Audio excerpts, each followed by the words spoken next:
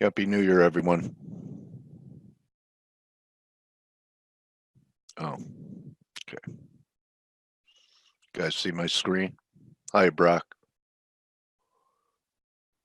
Hope everyone had a good holiday. Yes? Okay, so if you're, well, you probably can't tell. If you're watching it on YouTube, I'm hearing that. Hi, Jane. Happy New Year to you. That there may be no sound on YouTube. Screen is good. Filled with little candlesticks. So Brock, be good. All right. I want to start off with silver and gold going into the new year. So when I was talking about scalping the gold at 1522-ish, I believe it was Tuesday, and we got this to 16. All right, now at new highs here in gold. We're not going to confirm on the 1 hour. We're not going to confirm on the 4 hour. And if you notice, gold is leading it here. And silver, gold could be on the verge of making a new high, and maybe silver, we get a right shoulder, a failing rally here, or a third drive. So just a caution, I'm not saying it changes the long-term picture, but some of the research I did, the positioning in gold still is, kind of one-sided, and commercials are still adding to short positions. So I'm not saying they're going to take it to 1300. Hello, Ayaz. Nice to meet you. And then check this out. So we're almost back at new highs in the S&Ps. Here's the not eternal line. I guess it could be eternal if you extend it out into infinity, this internal trend line. And the S&Ps look bound for new highs here. But this time, see this RSI? I don't think we're going to take it out on the 4 hour time frame. Okay, so we'll see what happens. This internal line comes in around 32.57. The high of the move was 51.60, so that would be a new high. But my point is we're almost at new highs here, right? And when we were here last time, the yen was here. Now the S&Ps are back here, and the yen is in a recovery mode for major support at 108.50. I lean towards selling further strength. Keep in mind that tomorrow is NFP, so kind of silly to go, become aggressive in front of the number. You could have a toe in the water, but I wouldn't mind to see a decent number in the jobs number tomorrow and have a little dollar strength and a sympathy pop in the end to short, because I think there's a good chance we take out 108.5. So we'll see. This is like a quadruple top. I guess I've heard people believe you could have, there's such a thing as a triple top, but not a triple bottom. Okay. Stream is back. Guys, I just want to make you aware that our TI guy for broadcasting, Belu, is all over it. And YouTube, okay, YouTube is back on. The NFP is next week, Mark? Okay, thanks, man. All right, so then, you don't have... Happy New Year. Happy New Year, Steve. Happy New Year to all. And, may the new year bring you everything you wish for. I don't know. Sometimes it's good not for all your wishes to come true, because they're not all good. They're not all good for you. Traditionally, the 2nd of January is the strongest day having to do with seasonality in the year. Something like 3 out of 4 days. 75%, huh? Yeah, is up days. So, there are a lot of people that trade seasonality. So I'm not surprised that, we have an update today. Okay. I was more or less expecting that. Well, how about But the magnitude of it though? I wouldn't pay so much attention to it, really. Okay. New highs. Yeah, might be. Yeah, sure. Yeah. Well, you'll have a lot of non-confirmations you didn't have at the last high. Yeah. I think it's the 1 millionth and one RSI divergence in the last 20 years. So write down that statistic, everyone. So we'll, as far as the euro goes, you still have to like it, So, if you're a little anal about breakouts and like the 112, it's done nothing wrong. And it won't do anything wrong, even short term, until we're back under what, like 111.40-ish. In fact, I would attempt a short here. I still think that we're going to 114, which was a long talked about target back based upon the falling wedge. All right, there's 114 all the way on the left hand side. Everyone see that? Give me why. So, wedges have the potential to retrace 100%. So I have a special guest for our viewers at investing.com, someone with an equity bias. I mean, that's his bailiwick. So we're going to be speaking with Dana Lyons at the top of the hour, and Dana's work. He contributes to See It Market, Yahoo Finance, and he's out of Chicago. And I haven't talked to Dana for years. Looking forward to doing that. Perhaps we get some kind of views on what sectors he's looking at going forward into 2020. So stick around for that. Happy New Year, Blake. The stage is yours. Hey, good morning, Coach. How you doing, Blake? Good. I'm Happy New Year. Happy New Year. Yeah, did you go outside and bang pots and pans? I was asleep. I did go out for a couple hours, but I was I think I was asleep by 10. I couldn't make it. Anyway, no. No. Did you guys? I saw a picture. You had a little party. Actually, surprisingly, I made it up till midnight. Wow. It was 2020. I mean, it's the beginning of a new decade, so I had to make it. Usually I don't make it. So yeah, that made it a more important one. It really did. And we had after as many decades as I've seen, they're kind of like just another decade. Although you run out of them eventually, I found out. Right. No, this is the time where you got to start celebrating them, Yeah. And celebrate. Yeah. The big question has been, are we at the last year of the decade, or is this the new year of the decade? And my opinion is the new year, right? Steve says it's a year from now. Typically speaking, it's a year from now, but we as humans tend to care more about the third digit of the year. So we say, the 80s, the 90s, the 2000s. So, my dog cares about every digit. Well, if it is the, like if you think about like Y2K. Yeah, I remember that. Yeah, it was that was a big New Year's, and everyone celebrated. It was 20 years ago. Yeah, it was 20 years ago. Amazing. 20 years ago in a day. I mean, so we're starting this third decade of this century, right? Yeah. So this would be the third decade. So I mean, when I was a kid, I used to think about, oh my God, the year 2000. How old will I be? Well, and now you know. Now you know. Well, now that it's 20 years later, I can't remember. Well, so I guess talking about the markets, we are seeing some volatility. We had a cut come in from China. That's what did it.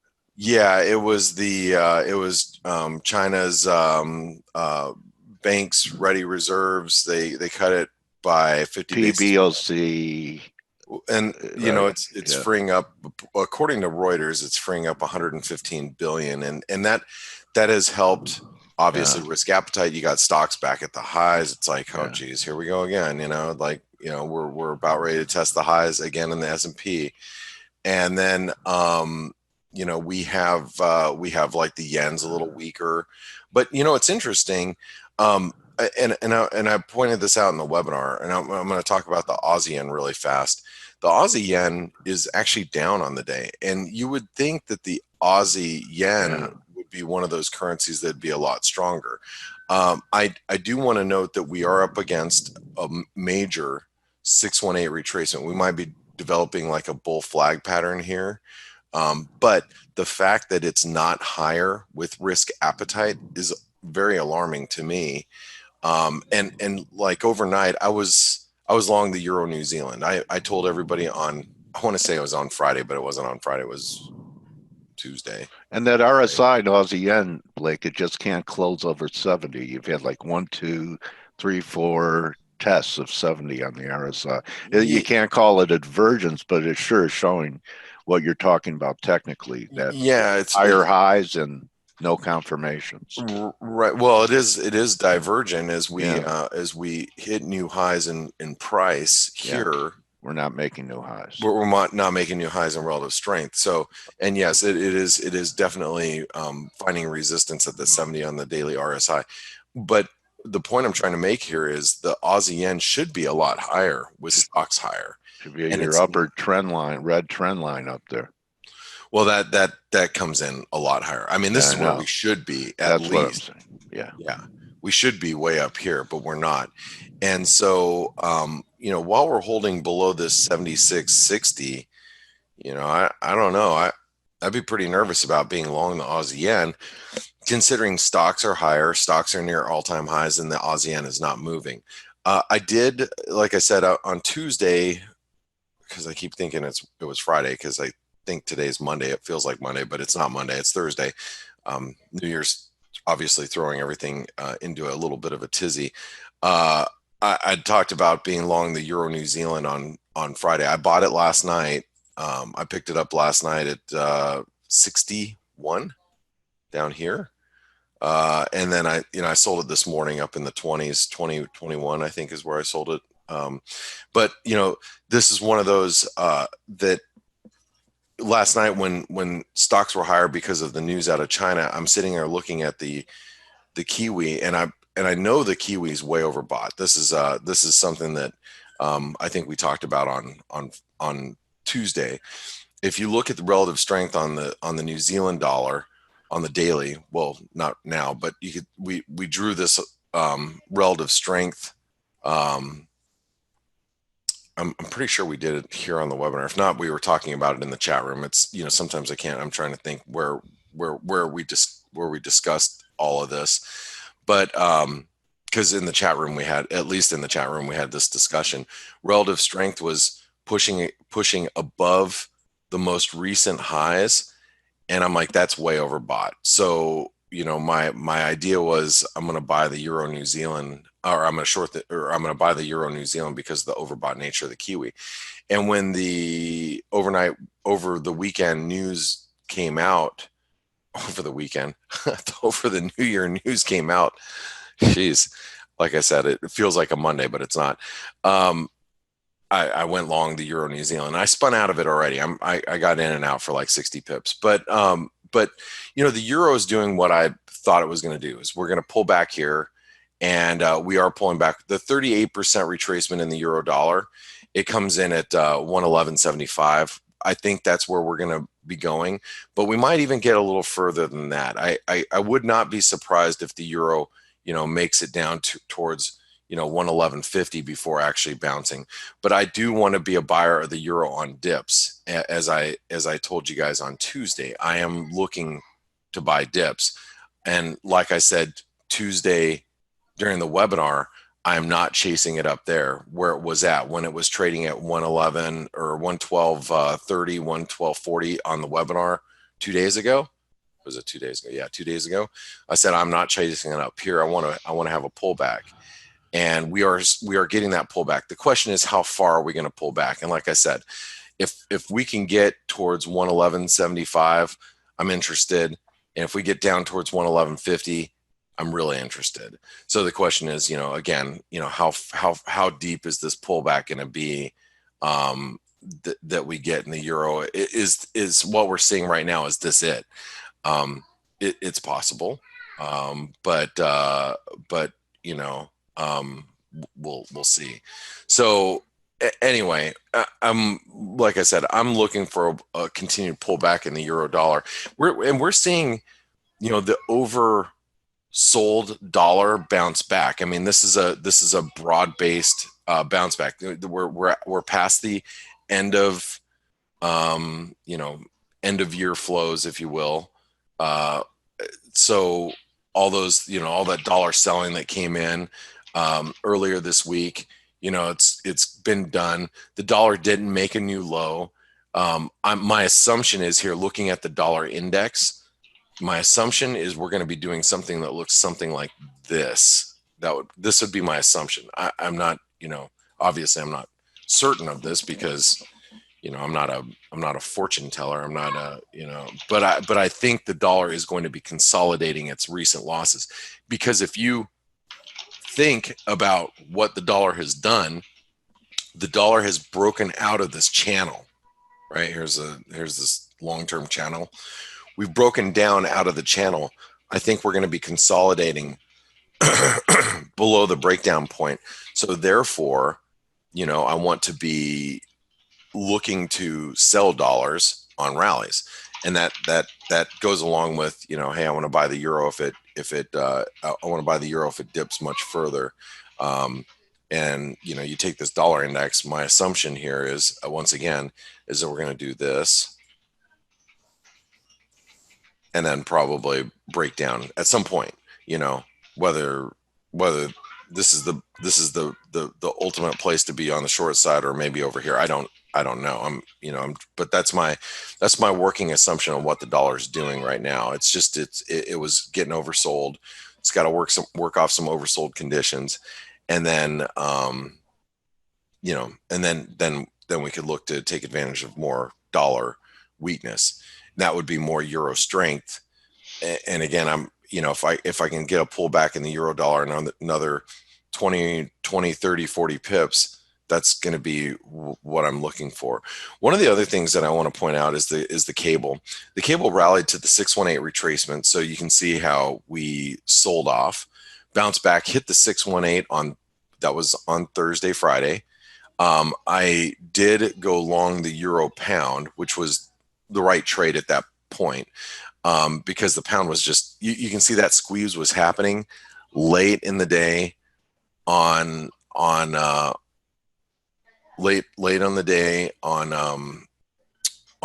Tuesday. And I was like, man, this is just all flow related. That's all flow related. Just kept squeezing. And the euro pound was breaking down, and I picked it up at 61.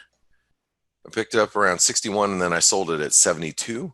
And you know, I really didn't have anything more to do with the euro pound other than it was just oversold, and I was just picking up from an oversold standpoint. But if you look at the cable now, you know, I'm actually pretty bullish the cable while we're above 129. I think that while we're above 129, this is very constructive. And overall, I believe the pound dollar is going much higher, especially this year as we you know, go through the Brexit process.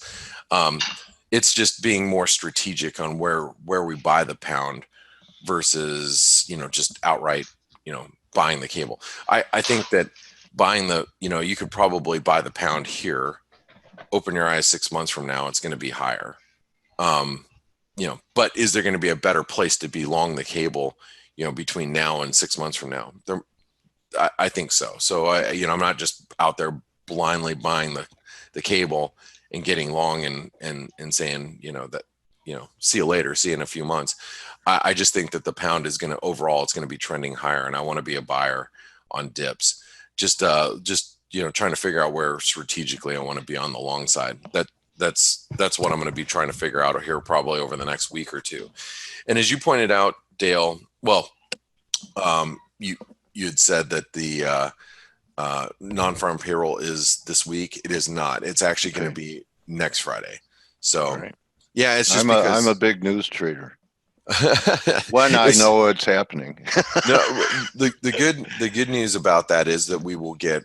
I think we're going to get all the ISM readings ahead of the jobs report. Yeah. So this way, non-farm payroll probably won't be as it won't be as won't be as how should I say impactful, because we're going to have the jobs report will hit us after a lot of data has come out. So that's that's going to be It hasn't been impactful for such a long time anyway. Maybe it's because people are paying more attention to ADP, Blake. Yeah, maybe ADP, looking at some of the other, whether it's the PMIs and the jobs components there, the ISM, the jobs component, because everybody's looking for a kind of a clue whether or not we're heading out of this full employment picture. Everybody, I think last year, 2019, you've heard me say it, so many non-farm payrolls, we're at full employment. So being at full employment, it's like, yeah, we gain 150, 200,000 jobs, 90,000 jobs. We're not losing jobs, but we're basically flatlining, but continuing to gain. And I think what traders are looking for is any clue that picture might be changing, where we start seeing either in, inflation in the form of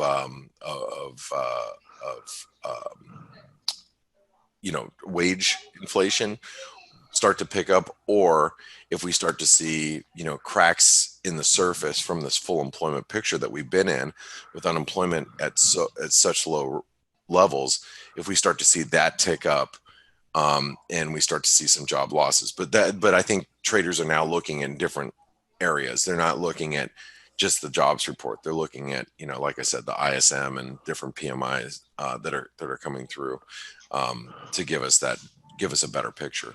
So we'll see. But like I said, non-farm is next Friday, not this Friday. So I guess the question is, what do we do today? With stocks where they're at because of this, move that happened in China, it'll be, really interesting to see what equities do from here.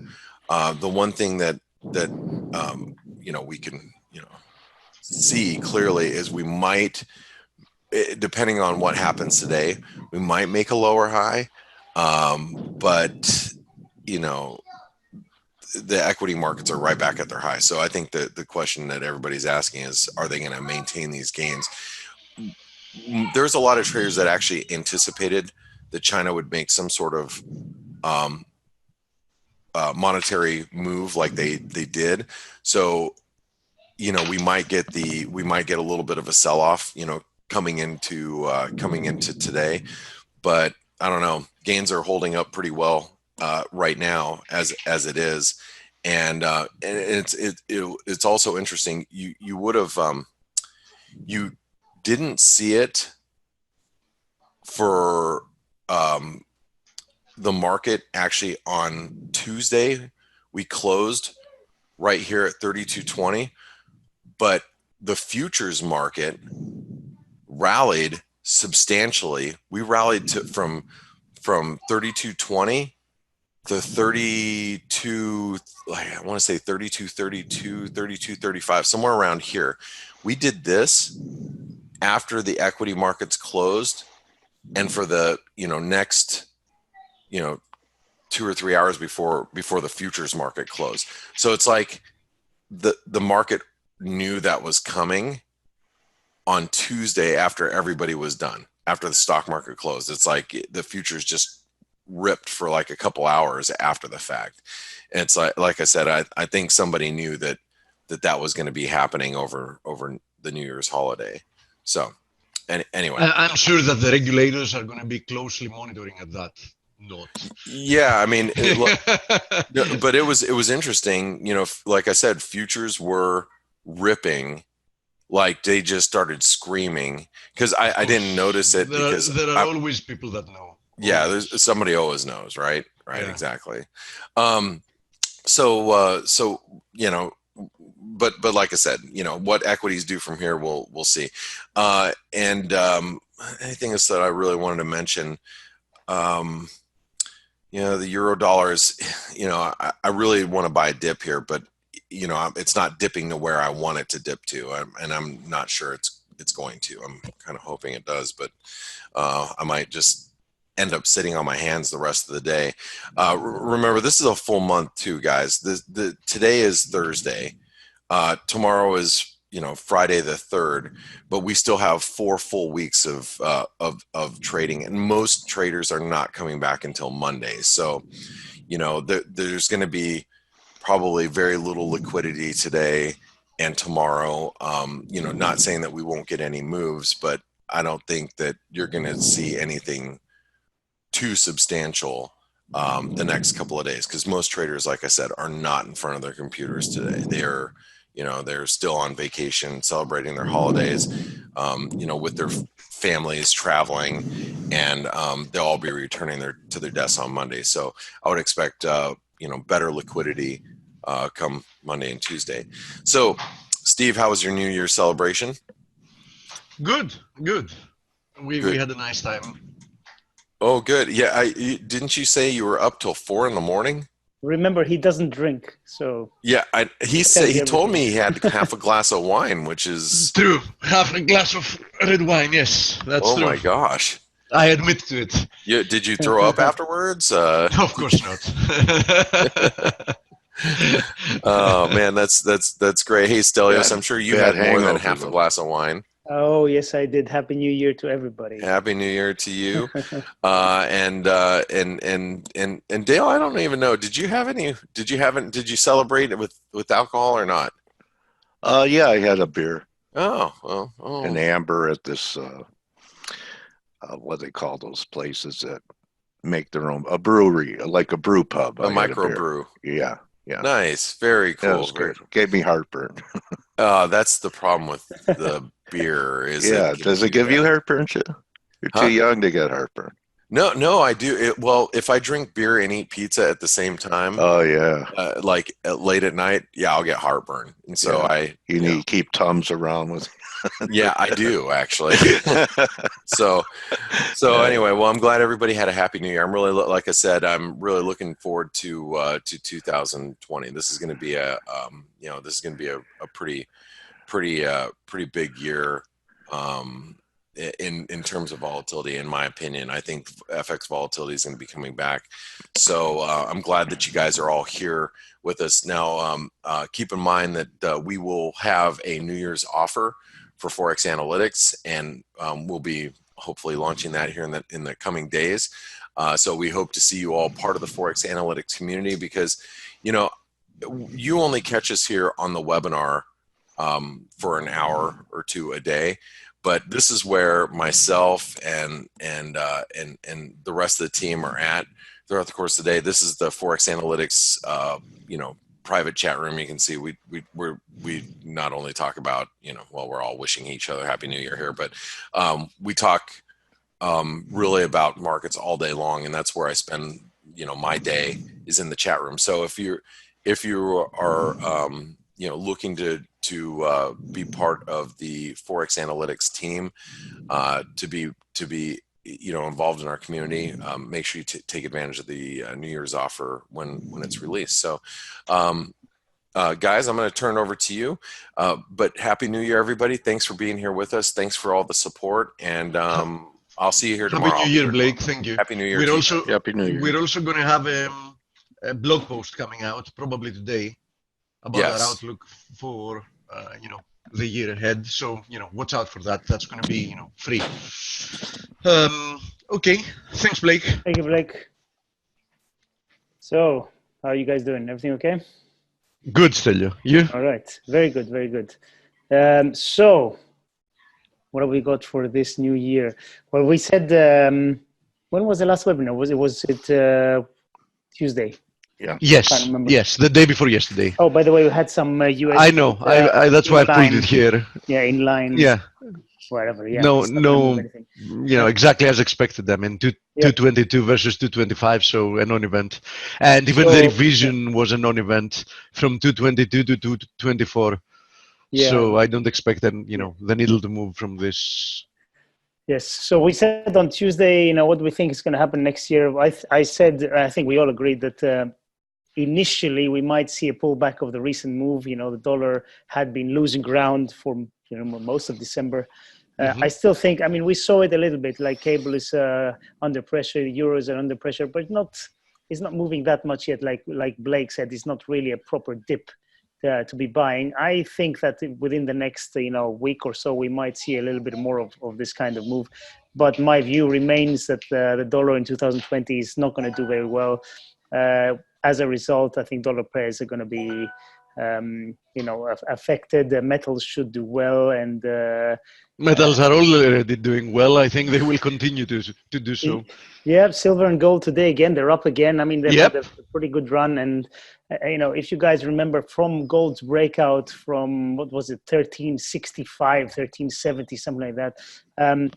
It was a really strong run. Then it pulled back and didn't quite get back to those levels. I thought it had a chance to get back to the breakout level, and I was saying that this would be a dream for a buying opportunity. It didn't, and now it's back above 1500. It's and looking pretty strong to start the year. So while platinum is breaking out, by the way, I'm going to show it later. Yeah, so platinum seems to be finally waking up. I mean, it had a rough decade, getting hammered on a weekly basis. Then it went into a period of hibernation and accumulation. And as it seems, we're now entering a new era for platinum. If this gets confirmed within the next few days, it seems that it's finally going to start shining again. And as I was mentioning, well, now Tuesday, that it's your platinum, it is a new era. As I mentioned, can anyone else have? Will you share your platinum with the rest of the world, man? Come on. As I mentioned on Tuesday, I think that the platinum ratio against several metals are also looking like good trades. I mean, the gold platinum ratio. I even like more the palladium versus platinum ratio, which was extremely overdone. It's already something like almost 2% down today, by the way. So I think those are nice trades and completely uncorrelated to anything else. I mean, if you want to play the ratio of platinum overperforming after a huge period of underperformance against some other metals, and as I said, I like palladium. Palladium is extremely overbought. It went from being a very cheap metal to being the most expensive metal. And platinum followed the exact opposite path. It went from being the most overvalued, not overvalued actually, the most expensive metal to being, less expensive than gold, than palladium. Which, when this move started, it was worth multiple times what palladium was worth, and now palladium is worth at some point it was worth more than twice. So it still is actually. So I do think that those are good opportunities. For example, to look at it on the chart before we go to the rest. Here is the palladium platinum ratio, right? It has clearly turned lower, and I do think this is still an excellent opportunity. Here's the gold palladium ratio, broke down through this triangle, retested it, and I think it's it's going to end up retracing the full ascending wedge, as theory says. I mean, when you have an ascending wedge and you break down from it, theoretically speaking, you should retrace back to the bottom of the wedge. So we can easily retrace back to 140. But as I said, between the two of them, I like the ratio against palladium, much more. I'm bullish both platinum and gold for the year ahead, and silver, obviously. So I agree, Stelio. I think those metals will keep overperforming. Of course, nothing moves in a straight line necessarily. So we might see pullbacks, but I do think that pullbacks should produce nice opportunities to buy them again. So as simple as that. You I think it's agree. possible, guys, that we could see a pullback in gold to the most recent breakout was around 1480? It can happen. Yeah. It can happen, but I wouldn't bet on it. Okay. I wouldn't bet on it. It can happen. Yes, and Oh, it look, would you be, even have a line like yeah, thinking it could do yeah. that. All right. Yeah, we talked about it in the webinar. I said that, you know, if we get lucky and we pull back there, that's going to be a, you know, a great buying opportunity. And I said that, you know, if we see some flows coming back to the dollar, that might move silver and gold back to the breakout points. But as we see, even when we saw some dollar strength coming through, silver and gold didn't Kept actually going. care about it. Yeah, I mean they kept their gains, and this is a very, very bullish sign. And Are let me those tell you something. fibs, Steve? Are those fibs that you have on the chart, like, you know, where we're at? It looks like we're in between 61.8 and 78.6, based Yeah, upon the high of the move, from and the then previous high. Okay, Yeah. thanks. Yeah, from this high, yeah, that Sorry, we I saw interrupted. on 4th of September. Yeah, Okay. from the 4th of September high, yes. And don't forget, you know, my target, my medium-term target remains the 61.8 of the all-time high to Yeah, the low that we had yeah, here in 1050. November of 2015, which is at 15. Let me see. 86.7. So I think we're going there. I think we're going there. And I think we're actually eventually going a lot higher than that. And if we want to, you know, speak a little bit about, you know, time frame of a decade, don't forget that gold peaked in 2011, right? We saw that high at 1920, whatever it was, in 2011, and it has since you know, suffered quite a, you know, weak decade. But you know, this whole period there looks like accumulation to me, and especially considering, and this is what I love the most, the fact that being long gold also aligns beautifully with the fundamental viewpoint. I mean, what we know for sure is that central banks have gone back to full monetary easing and debt monetization mode. In my opinion, and you know, you're going to read all that in that article, but I believe that the one thing and the one thing only that central banks are going to succeed during this decade is actually um, uh, to bring back inflation, which has been absent. In my opinion, it hasn't been absent. I've said that before. I mean, the way they're measuring inflation makes inflation appear a lot lower than it is. Inflation is a lot higher than reported by governments, but still, it is a lot lower than you would expect given the 10 plus years of monetary lunacy that we've had. But, you know, there are plenty of reasons for inflation not coming back through all kind of retail prices. One thing is for sure, though, if the dollar turns lower, which I think that during this decade, you know, when we're looking back in 10 years from now, we're going to see that, you know, it's going to be in general a decade that the dollar will have underperformed by a lot of other currencies. That's my personal viewpoint, because the fiscal position of the US is a lot worse than the fiscal position of the vast majority of the developed countries, and at some point this is going to start mattering again. It might not be in 6 months from now, it might not be in a year from now, but it's not going to go unnoticed for another decade. There is no question about it. And we know one thing for sure: the Fed has clearly stated that it has absolutely no intention of fighting inflation.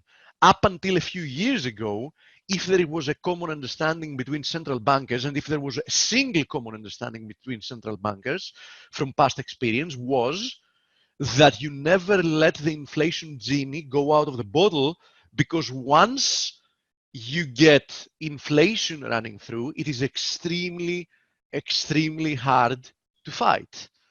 So Volcker, for example, you know, which we recently lost, probably the last decent central banker, had to raise rates to 20% to manage to fight inflation. And a lot of people don't know.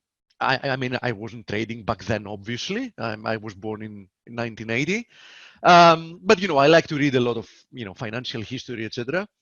Back then, when Volcker was, I mean, today Volcker is being celebrated as one of the most successful central bankers ever. Back then, when he was raising rates repeatedly and bringing them to 20%, Wall Street hated him. Politicians hated him. The good thing is that he had Reagan support. So Reagan supported him, also probably one of the last decent presidents. Reagan supported him, and he did what he had to do. And, you know, he solved the inflation problem, which, of course, its beginning was with the indirect default of the US in the 1970s, 1971, because in essence, the Bretton Woods event was an unofficial default, right? Because once the world started worrying that the US cannot anymore repay its obligations via gold, because up until then, you know, the dollar was backed by gold. So everybody was accumulating dollar as the world reserve currency, knowing full well that, okay, it's not dollars that I'm holding in essence, it's you know, paper currency backed by tangible money, which is gold. So in 1971, Nixon had to admit that there is not enough gold in the US to actually repay the obligations. So then the dollar suffered vastly in the 1970s, and that, of course, brought inflation. That, along with, you know, some other factors, brought inflation in the US. And, you know, Volcker and Reagan had to actually fight that. I think we're going to see a repeat of the 70s. We're going to see during the 2020s, we're going to see a weak dollar. As I said, that doesn't mean it's going to start now, right? It doesn't mean it's going to start next month. I mean, we have the US US elections coming in November, and, you know, who knows? Until then, they might manage to, you know, to keep everything in check. But I do believe that following that, we're going to see a long period of dollar weakness, and dollar weakness, knowing full well that the US has a huge trade deficit, and the vast majority of the products being bought in the US are not created in the US. That means lower currency, higher inflation, and we're going to, you know, we're going to start seeing those that know what that means, the misery index going higher once again. So I don't think this is going to be a beautiful decade for the world in general, and I'm pretty sure it's not going to be pleasant for the US as well. Or you know. Steve, having excuse me, having said that, a big part of the world celebrates when the dollar weakens, right? Because a lot of dollar-denominated debt. So. Oh yeah. I mean, emerging markets should really overperform under a regime of dollar weakness. There is no question about it, because their debt burden is going to suddenly become, you know, a lot better. I mean, can you name a few emerging market countries for our viewers that they may not be aware of? Well, you have South American countries. The South American countries, first of all. All of South America. Almost all of South America, yes. Actually, okay. Almost all of South America. Then we have plenty of Asian, plenty of Asian countries like as what, well. Vietnam would be a good example. Almost everything. I mean, Malaysia, Vietnam, Turkey. Right. Of course, Turkey has its own, you know, esoteric issues as well, because, you know, one of the main reasons that Turkey is suffering is, Erdogan. Political choices made by Erdogan, but there's no question about it. Turkey is also going to benefit from a weaker dollar. There's no question about it. Oh yeah, I mean, it was one of the first currencies to really cave the lira. Erdogan. And not only that, since we just mentioned the lira, and then I'm going to go back to, you know, the more traditional ones. And not only that, Dale, look at this. This is the USD Turkish lira, and as you see, it has been actually breaking out since the end of last year, since mid-December, while this was a period that the dollar was not doing well. So we're seeing the Turkish lira underperform the US dollar even when the US dollar is not doing well. So, Wow. Turkish Yeah. lira remains one of the weakest currencies at the moment. I mean, we've had that, and there's a lot of speculation that they will not manage to avoid the IMF. So things don't look that rosy, having to do with.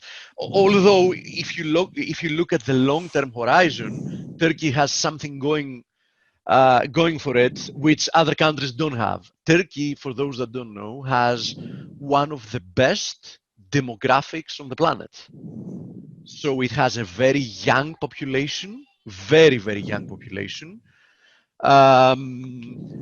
And, given a shift and change of political direction, Turkey can actually perform quite well. But I don't think it's going to do so under Erdogan, because he has his eyes set on other stuff. Have you seen the monthly candle in the? Yeah, I have seen the monthly candle in the pound, and yes, it does look quite bearish. And if you want my personal opinion having to do with the pound, I do think that there is a decent probability.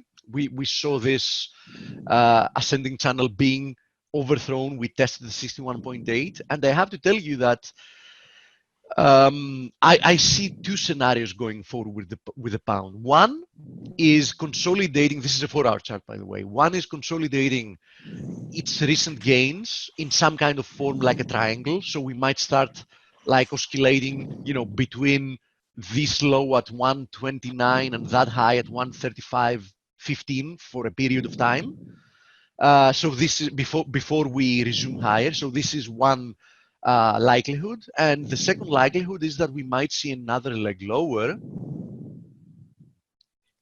than 129. Okay, before we can actually see higher levels. So these are the two scenarios, in my opinion. But I would have to agree with Blake, meaning I think that eventually, within the year, pound is going to be again a good buying opportunity. As I said, it is too early, and we haven't seen enough price action to tell you if that's going to be later on at a level higher than 129.10 or later on at a level lower than 129.10. But in any case, I do think that no matter which path of correction the cable selects, I think that it's going to be worth buying it later on. That's what I think. Now, there were also questions about the Kiwi has some more downside of these highs. That was for Blake, actually, but I'm more than happy to answer that. Now, having to do with the Aussie and the Kiwi, I have to tell you that, first of all, they've both produced some very nice bullish breakouts. Okay. For me, the big event for the Aussie was a daily close above 69.25, 69.30. We saw that happening. And for the Kiwi, it was that triggering, which happened some time ago, of that inverted head and shoulders formation. You can see it there, which, completed. I mean, we overshot that, actually. But as I was saying in the previous webinar, especially the Kiwi is extremely, extremely overbought. So I was expecting some type of a pullback before we can see higher prices. And as you see, my general outlook is that as long as we remain above this broken trend line resistance, it's probably worth buying it again. But it was extremely oversold. I mean, the daily RSI had reached almost 85. So, buying it up there made really no sense. It will make sense to try to buy it if it retests this trend line, right? And having to do with the Aussie, it's going to be worth buying if it retests either 69.30 or even it can move a little bit lower, because we had this descending channel. We might even come down and retest this broken channel before we move higher. But 69.30 initially should be a very strong support area, because it was a very strong resistance area, and usually, strong support becomes strong resistance, and vice versa. Strong resistance becomes strong support when retested. So I would have to say that, especially as long as we remain above 69.30, you have no reason to look lower. And the closer we get to these levels, the better the risk reward to attempt being long once again. Let me go through more of your questions. So Happy New Year to everybody. Crude's been inching down. Aussie Kiwi in favor of Aussie Kiwi sell mode. You mean Aussie against the Kiwi? Yeah, listen, having to do with the Aussie against the Kiwi, this is what I'm saying here. I'm closely monitoring the, this triangle. I think that if we break above it, which we're currently testing resistance once again, we might see a bigger bounce higher. But one thing is for sure, if we take out this trend line, we're headed quite higher. I mean, next stop is 1:026.45, that previous spike low. I do agree. The Aussie against the Kiwi looks very, very, very heavy. So I would be very skeptical about buying it. Probably it's in sell the rally mode if we see any rally. So I would have to agree with that. The market is very confusing and moves like waves, doesn't follow any rules. Yeah, it's not exactly like that, but yes, I mean, periods of the year that have very low liquidity, price action is quite hard to decipher, and it's very likely that you're going to get caught up in some kind of a false breakout or whatever. Oh, I forgot to comment on the previous friend's initial point having to do with crude inching lower. If you remember, I was very skeptical about that breakout we had during the holidays, and I still am. I like the fact that we got rejected having to do with crude from this confluence of this ascending channels resistance and the 88.6% fib. Does this make it bearish as we speak? No, not yet, right? But I am skeptical about the upside because I am skeptical about this rebound. I mean, the form of this rebound so far is, in my opinion, corrective. So I think that risk reward still favors people that want to be short. Now, it's not an easy trade, but that's what I think. NFP news moved for next week, guys. There was no volume. Never. Yeah, true. Could you guys have a look at USD Singaporean dollar? Yeah, actually, I am paying attention to it. It's one of the exotic pairs I am paying attention to, and it's at a very important support zone, as you can see here. So we have been moving lower from, after retesting that support resistance area there at 139 and change, we have been moving lower in a channel. And as you see, we are reacting higher. Actually, we have formed today a bullish engulfing candlestick, which is quite a rare candlestick to find in FX. We have formed a bullish engulfing right on this support previous lows as well. So from a risk reward perspective, a rebound from current levels looks appealing, right? And the first area of resistance, I would say, is roughly at 135. So, it is a decent area to buy it. And if it ends up producing a move that breaks through this descending channel, I think we're going to see more strength towards 137. That's what I think about the USD against the Singaporean dollar. So, quite a good question having to do with timing. Silver, gold, copper pulling back. Yes, copper is pulling back. I did mention last week that copper was testing key resistance, support resistance area as resistance. Where is it? There it is. So, and I actually drew that back then, that, copper might pull back from that area. You see that was the confluence of this ascending channel and this horizontal support resistance area, both passing from 285. And I said that even if it wants to remain in bullish mode, it should still pull back perhaps towards 272. another support resistance area before moving higher. So risk reward ratio, I said favored short positions, as I said now about crude. And yes, it did get rejected from there. And yes, I do believe that it can easily end up pulling back towards 272.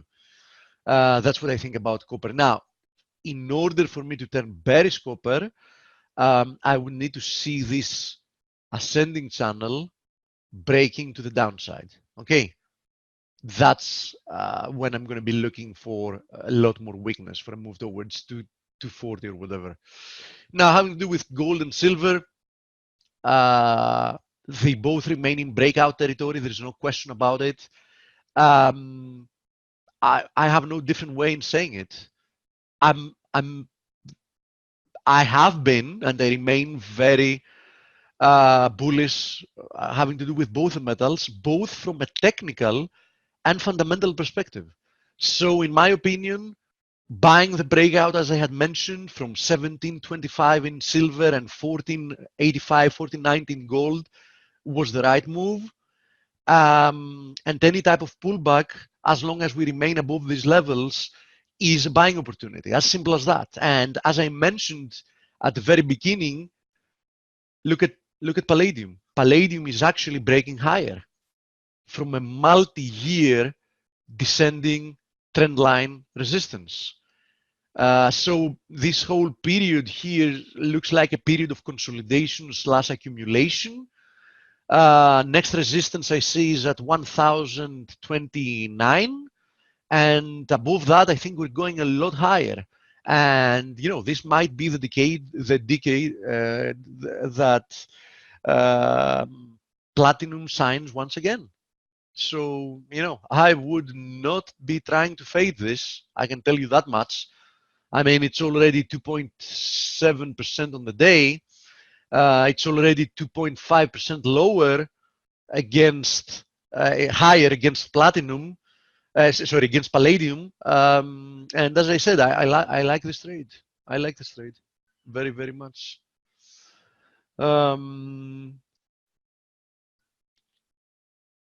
Hi guys, Happy New Year. Could you please evaluate AussieCAD? Yeah, I can gladly have a look at both AussieCAD and KiwiCAD for you.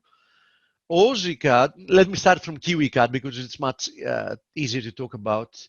So KiwiCAD had broken above this descending channel. It is pulling back. This is the second consecutive trading day. It is pulling back from very overbought territory, as you see. But 0.86 is support, so it might continue higher. Now, having to do with AussieCAD, it's a little bit more complicated because I was looking at this inverted head and shoulders formation as a nice buying opportunity. I didn't buy it due to vacation days and due to the fact that it's not a fast mover, so I wasn't really afraid that it's going to really run away. And so far, it seems to be showing us that perhaps that was a false break higher. Now, does this make me immediately bearish? Not actually. I'm going to have to say that, the mode I'm in is like, give it a little bit more time and monitor it a little bit longer and see, because we have holiday flows, if it actually wants to legitimately break above like 91.10, or if that was just a false move to the upside. So I remain sidelined here. I liked it as an inverted head and shoulders formation, but I obviously don't like the fact that it has turned lower. I want to wait more.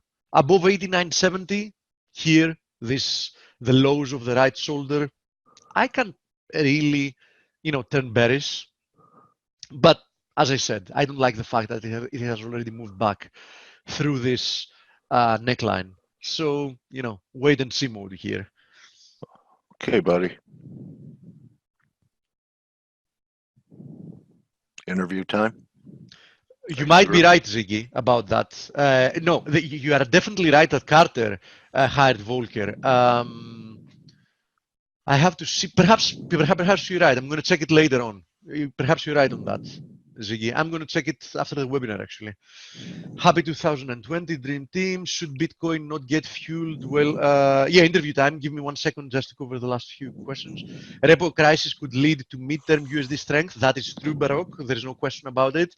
As I said, you know, our viewpoint having to do with the dollar is not like a short-term viewpoint, right? Not what's going to happen during the next month. Bitcoin not get fueled with a getting weaker dollar. Depends. Nobody knows what's going to happen with Bitcoin simply because, for example, Bitcoin hasn't been tested through a full business cycle. So we have no idea how Bitcoin is going to react, for example, to a recession, right? We've never seen what Bitcoin or cryptocurrencies will do during a recession, but I have no idea. I mean, if you have a monetary system strain, do you actually run on untested cryptocurrencies or on 5,000-year-old tested real money, which is gold? In my opinion, you know the answer. Having to do with, you know, what I believe, you know the answer. I mean, you know, you go to the precious metals. But does this mean that, you know, Bitcoin can't also overperform, especially if we have a weakening dollar? It can, but you know something, cryptocurrency lovers want to have it both ways. So whenever Bitcoin is not overperforming other assets, they claim victory because Bitcoin is an uncorrelated asset. Whenever it is overperforming other assets, they claim victory because Bitcoin is overperforming other assets. You know, you can have it both ways. I mean, it's either an uncorrelated asset, which in that case, who knows what it's going to do, right? During a period of crisis, you know, or you believe it's going to be a safe haven, in which case, yes, it should catch a very decent bid, right?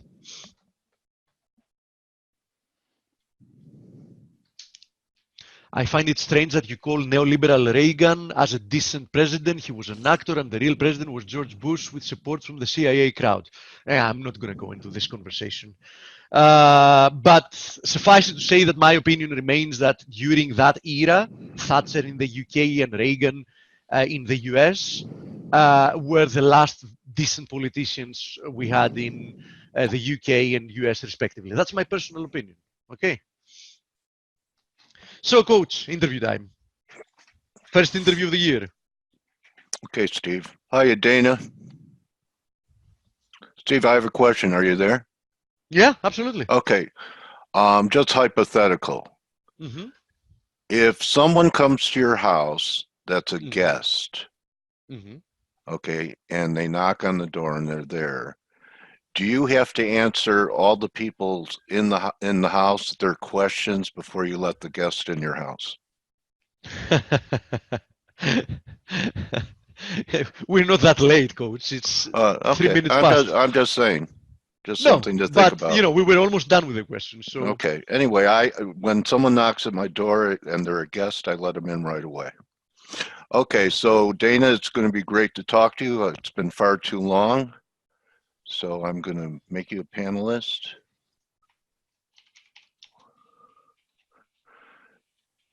I don't know if they have the golden rule in Greece. Hold on, let's see, Dana. The golden what? Golden rule. Which golden rule? Do unto others as you would have others do unto you. That's a golden rule. Okay, so Dana, you have to activate your mic. Are you there, buddy? Yeah, I'm here. All right. I just had. Can you hear me? Can hear you loud and clear, all the way from Chicago. Yeah, believe it or not. Sorry about the Bears.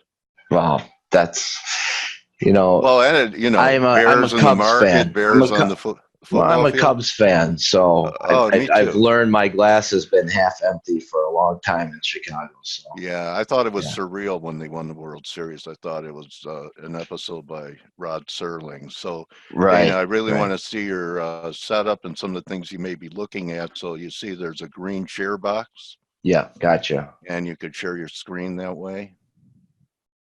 Okay. You just click the share. It says you cannot start screen share Well, now while you the can. other participant. Okay. You can now.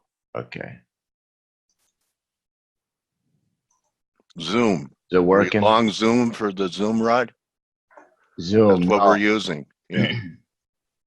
I like it though. Okay. Share. Yeah. See. Share. Is that working? It's coming up. Yeah, we got you, Dana. Okay. So Dana, it's been far too long. I can't even remember how many years ago Yeah, it's been a since we couple of last years.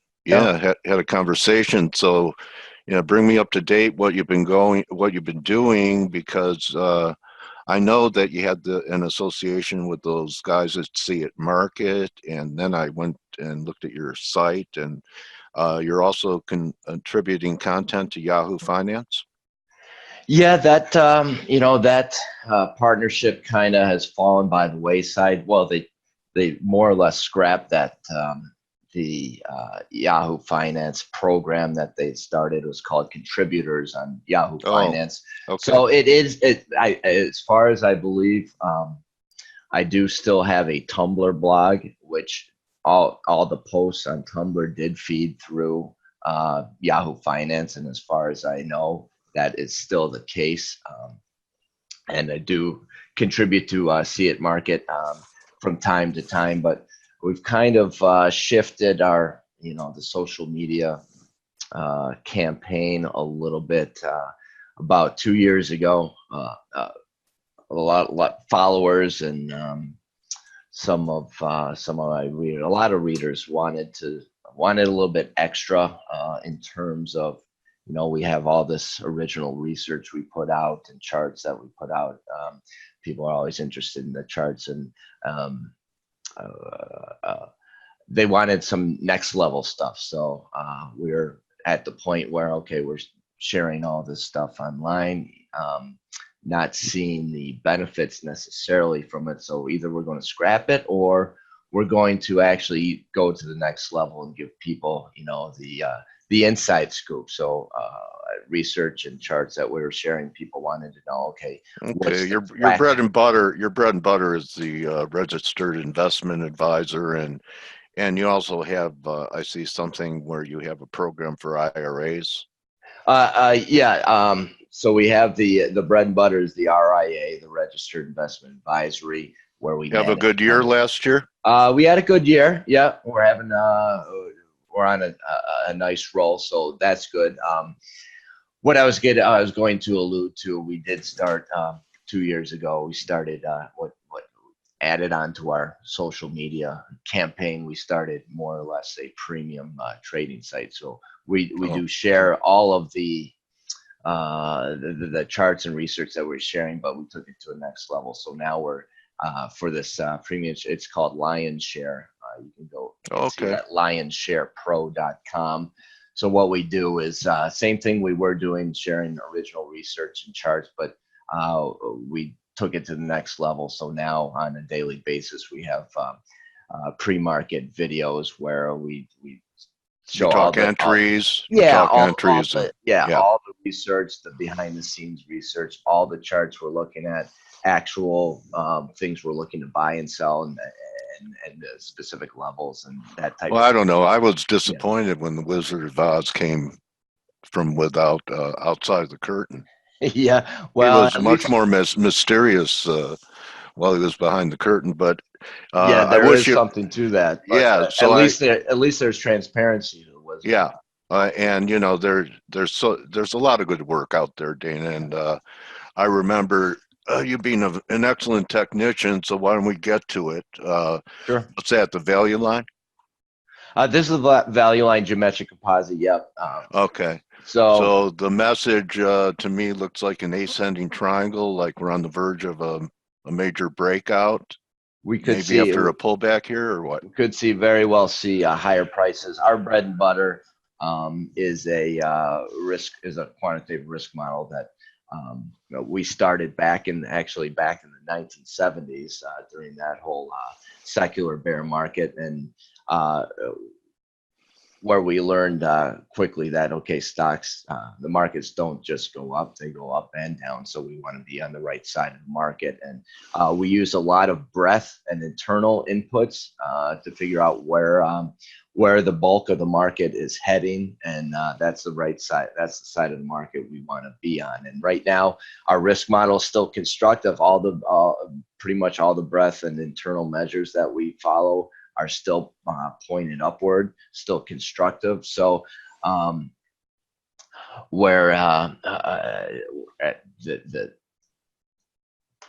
one of the main drivers for much of this rally has been the large caps. So we've had here's the S&P 500, Right. obviously been moving higher for a long time, broke out to new highs several months ago.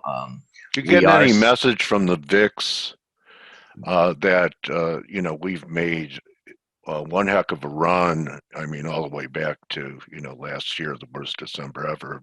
And Yeah. VIX, for some reason, seems like there might be a new regime. It's not trading in, you know, the tens anymore. You know, the VIX, we were seeing a major divergence back in before, I would say before this real breadth breakout, and call it October. So we kept seeing higher lows here in the VIX. Around here, October, November, when we saw that breadth thrust, we saw an acceleration of basically the broader market. The small caps broke out, mid caps broke out. VIX, we saw finally a lower low. So I think that's constructive for the market, for stocks in general in the near term. We're also seeing, along with that, the Russell, the small cap breakout. Another encouraging thing that we're looking at is the mid caps, which is the mid cap average now testing those highs from those all-time highs from last year, October, August, September, consolidating there, waiting for looks like it's building energy for another breakout higher. So we're still seeing a lot of constructive things as far as the internals and the breadth, and as long as those continue higher, we're going to be constructive on the market. Whether it's it was by and large the large caps for a long time now, we're seeing broader participation. We're also seeing broader participation in terms of international markets breaking out, various rotation among the sectors. You know, you have a view on the dollar, looking at emerging markets and so forth, that perhaps we have put in a significant dollar high, and does that go into your equation when you look at markets that suffered under a strong dollar? It doesn't really. Our niche is the equity market, and this risk model that I was mentioning, a lot of it pertaining to internals and breadth. So that's really our core. No divergences in any of the breadth numbers and internals that you look at? None? No major divergences there. Okay. As far as we're concerned, in terms of an intermediate term, which is that's basically the duration that we focus on. So that's anywhere from 2 to 6 months. As far as the dollar, I would say near term, I don't know that there's enough evidence to tell us that the intermediate term uptrend is over. Certainly in the near term, I think path of least resistance is certainly lower here. Broke this nice uptrend line from the 18, early 18 low, and path of least resistance. I actually think that may be the catalyst for some of these overseas markets starting to do better, right? It very well could be. I mean, that's that's the general thinking. Trading 101. Yeah, exactly. But I mean, if you look at some of these other, if you look at some of the emerging markets that we've been looking at, this is why we rely on prices and not necessarily this intermarket analysis where heading correlations, they break down because correlations change. So we've been looking at all year last year, and even longer we've been looking at Brazil and Russia. Here's the MY6 composite in Russia. So the dollar was trending upward, right, all last year. Look at Russia has been moving to new all-time highs for the last couple of years since breaking out above these 07, 08 highs. Here's Russia, continues to move to new highs. You look at Brazil, that we've had the rising dollar for the last several years, or at least about the last Yeah, several that definitely years. But disproves Brazil's this. been Yeah.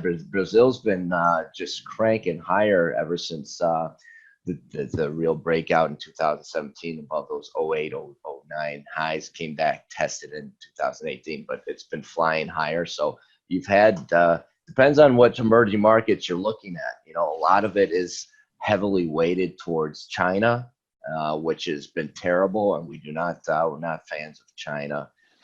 As So far let as me ask you stocks are this. concerned, and you look at the broad emerging markets index, which is heavily weighted to China, and it's been severely underperforming. So as far as that is concerned, yeah, that's been struggling. Maybe the dollar is aiding this one now, but you have various emerging markets around the country, around the world, that have been rallying already despite the rising dollar. So what do you do with all the advances we have coming into a new year with fresh money? Again, price is true. So we keep following whatever trends are working. It's as far as the broad stock market. Again, our risk model, our indicators are still constructive. So we're still in buy the dip mode. We are not in chase the market's higher mode. We're not fans of chasing markets. So you would wait for a pause? Yeah, we're patient in waiting for pullbacks, and we like relative strength. So whatever markets are working now, we like to focus on those. But you're seeing even among the equity markets, you're getting chances if you're patient at various entry points in longer term relative strength. For an example, we bought. And we've been buying technology and healthcare and whatnot in the pullbacks, but even a couple weeks ago, you saw an acceleration of the upside in some of the large caps, some of the broad markets. But you had opportunities, for example, in real estate and the REITs, which had a great year. We've been on those all year, but you look back a couple weeks ago, here's the iShares real estate ETF IYR pulled back, and this was while we were breaking out in the broad markets, pulled back to support here on the IYR. It looks a lot like TLT.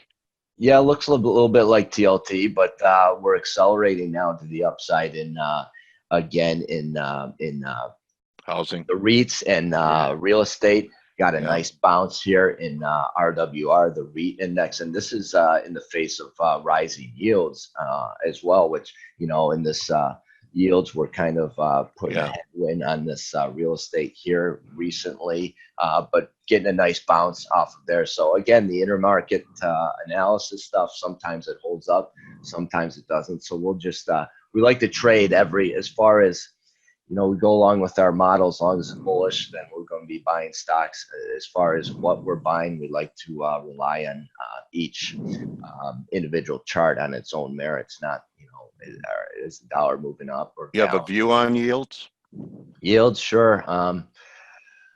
Depends on your your time frame. Okay. Yeah, So we're starting to get a decent steepening, aren't we? Yeah. So from a long, 30,000 foot perspective, we think yields are long overdue for a long-term bottom. So we've been going down for, decades. I think we're in a bottoming process. Yeah. Where we're going to head up in yields for several decades to come. In the near term, if you zoom in, you skip the intermediate term, near term, I think we do have further upside to go on the 10-year. If we get above this 196 level, we're probably testing 212, maybe up into the 230s. But I think that's going to be a buying opportunity. I think we come down, maybe test these former lows again, or at least get a decent buying opportunity in bonds before it's off to the races for the upside, the upside. So kind of meshes with what I've been thinking about in here. Okay.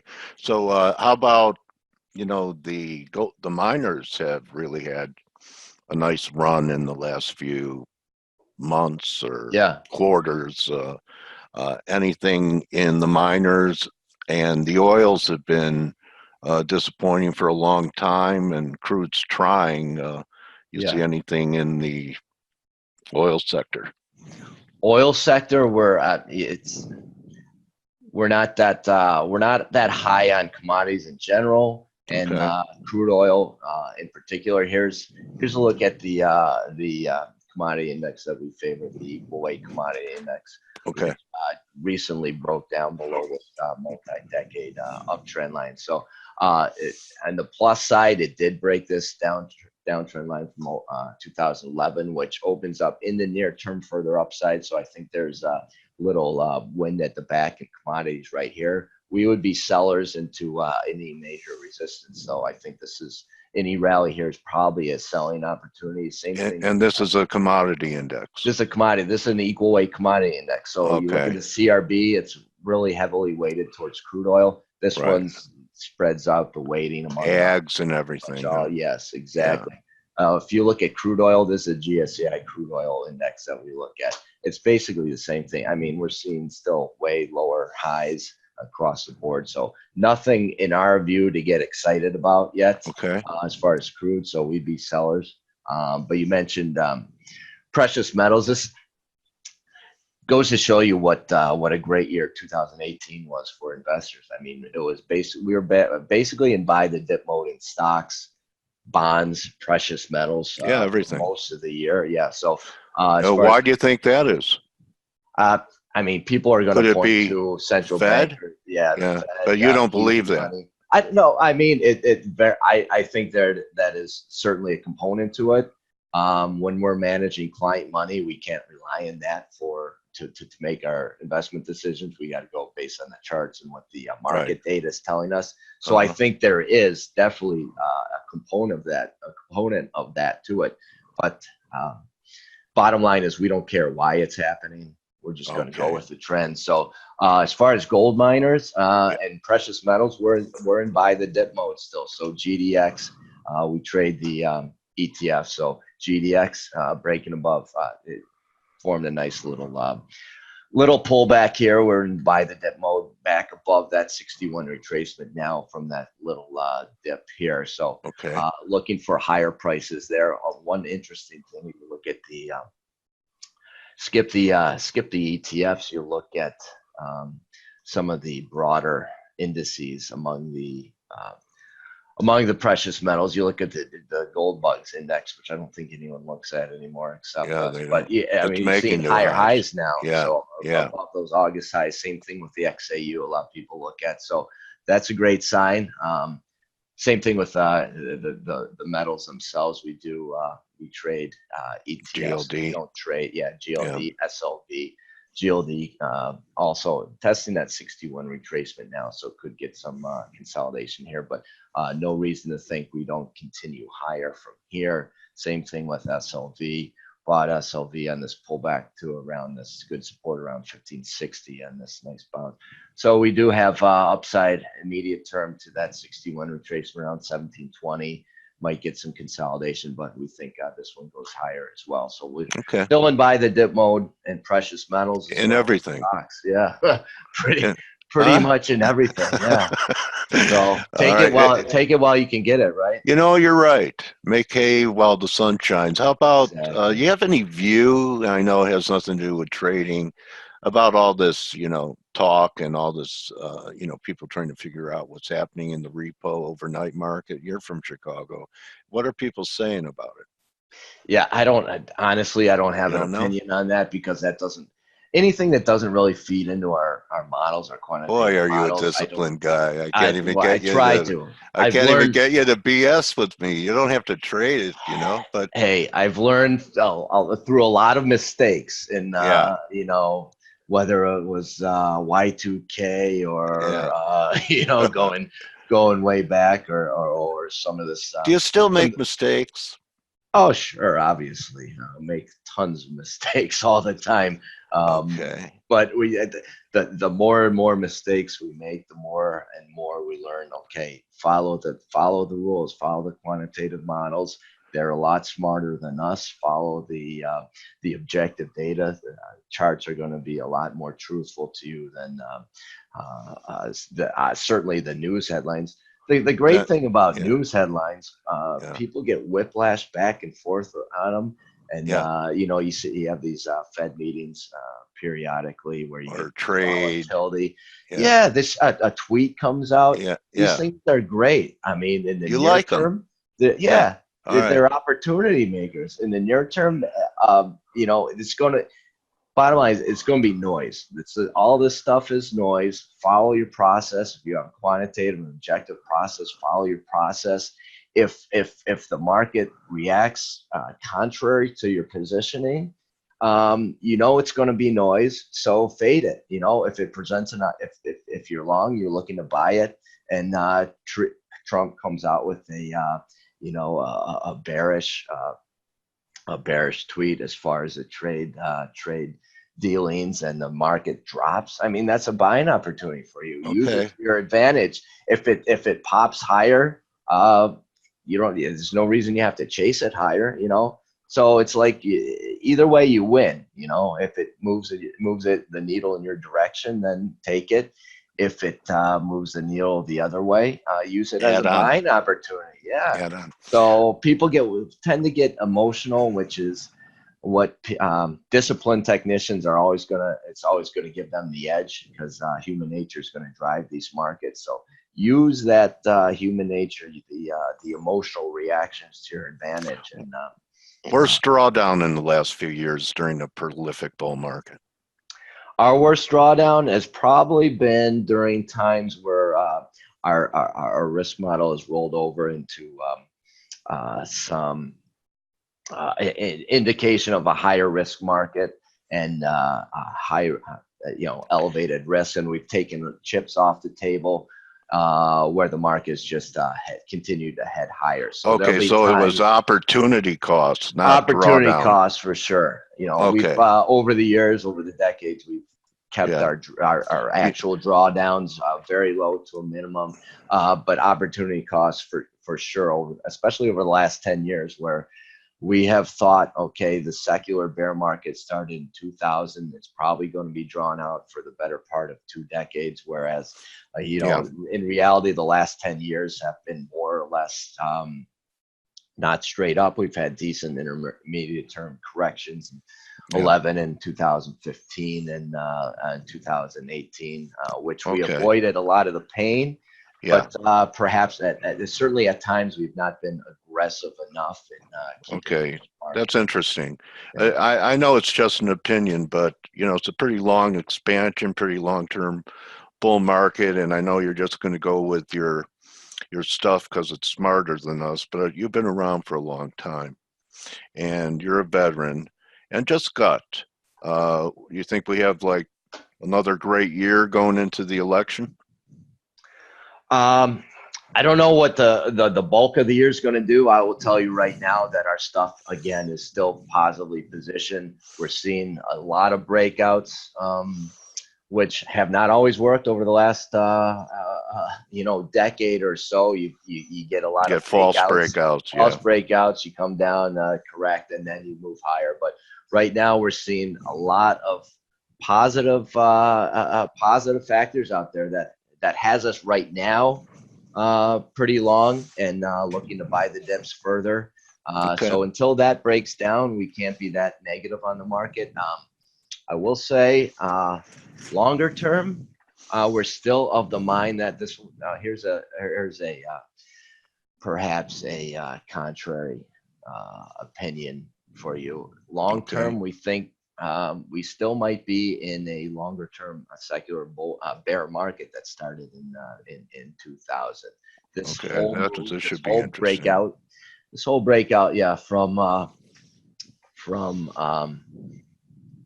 2013 when we broke the highs. We're still not sure that this is a sustainable bull market, a sustainable breakout. Would not be surprised to see once this whole song and dance ends that we go down and test at least those 2013 breakout, and perhaps even further. If you look at, here's the Dow. The interesting thing to us is that right now, even a retracement, 61 to the 61 retracement from the current highs. Look where it takes us on the Yeah, Dow. 16,000. Right down to this breakout point above those. But how could you call it, 2007 after what it's done since 2000, still being a secular It is. bear market with making new highs? That's why it's a contrarian. That's why it's a contrarian opinion. But Okay. if you take it back further, let me pull up a longer term chart. So the way that 2 points. This will feed into your whole the whole central bank Fed Okay. argument. Okay, in 2013, sure, we broke above those the former 1500 highs. S&P? Yeah, Yeah. 1500 and the Yeah. S&P Yeah. broke to new highs. Went to we have this breakout. Our feeling was that that the secular bear market did start. There's an email from you. Our secular bear market did start in 2000, and that a lot of the excesses, if you go back hundreds of years, you always have the secular bulls, secular bears. We have always gone to, once we go to an extreme to the upside, we've always gone to extreme to the downside, not just in prices, but in various metrics like valuation, in price versus book value, trend, book value, yeah. in the percentage of household assets and stocks. That never happened in 2009. Maybe we went back to about the mean. We've always gone to the other side of the mean before a secular bear market has bottomed, before a secular low has been put in place. So I think that's where the central bank and Fed intervention has prevented a lot of that correction from occurring naturally, which at this point, the problem is we never corrected those first excesses. Now we have additional excesses on the books that need to be corrected before a sustainable bottom is in place. Because we would have well been coming out of it without the intervention. Yeah, I think we'd by be now, right? Right now, right? Yeah. So because we had a so we have to pay the piper even more when when the musical chairs game ends. Exactly. We had this 18. Will you call me the day? Huh, buddy? Sure. Well, hit me up on they Twitter. say bottoms are easier to point to than tops, so maybe the bells will be ringing. Well, they say that markets top with violence and bottom in silence.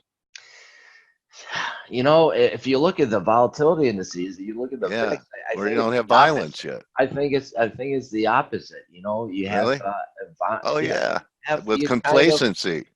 Look at this top as kind of a process, whereas the bottom, you bottom like violently. The VIX spikes up to 1 million or. I'm not using that saying anymore. Yeah. Well, thanks, I don't know. buddy. You can use it. That's our.